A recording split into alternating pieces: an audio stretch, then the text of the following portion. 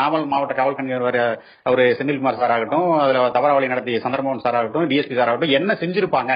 இப்ப இன்னைக்கு நான் வெளியில இருக்கங்காட்டி தான் நான் இந்த விவரங்கள் எல்லாம் தெரியுது. இவங்க இத்தனை பொய் கேஸ் போட்டுருக்காங்க. நான் சொல்றேன், நான் ஜெயிலுக்குள்ள இருந்தா எப்படி இந்த விஷயம் வெளியே தெரியும்? எத்தனையோ வழக்குகள் உள்ள போறவங்க பூராமே உள்ளே இருந்துடுறானே, வருஷ கணக்குல இருந்து நான் அப்புறமா வெளியே இதை சொல்லி இதெல்லாம் எங்க நடக்குது? ஊடகத்துல ஒரு விஷயத்த சொல்றேன் அப்படின்னீங்கன்னா என்கிட்ட தெளிவான சாட்சிகள் ஆதாரங்கள் இருந்தா மட்டும்தான் நான் பேசுவேன், இல்லைன்னா பேச மாட்டேன்னு சொன்னேன். எனக்கு இருக்கு, தெளிவான முகாந்திரம் இருக்கு அவருக்குங்கிறத என்னால் நிரூபிக்க முடியும். அதனாலதான் ஆணித்தரமா ஐஜி மேல குற்றம் சாட்டுறீங்க, எஸ்பி மேல குற்றம் சாட்டுறீங்க, ஏடிஎஸ்பி மேல குற்றம் சாட்டுறீங்க, அத்தனை காவல்துறை அதிகாரி மேலையும் குற்றம் சாட்டுறீங்க. அதென்ன டிஎஸ்பி விஷ்ணுபிரியா மேல மட்டும் தனி மரியாதை? அவங்க உண்மையா நேர்மையான அதிகாரி. அதனாலதான் நடந்த சம்பவங்கள் அப்படி. அந்த முதல் 6 பேர்த்த கைது செய்யக்குள்ள ஒரு தவறான அதிகாரியா இருந்திருந்தா அவங்க அரை மணி நேரம் 1 மணி நேரம் போராடி இருக்க மாட்டாங்க.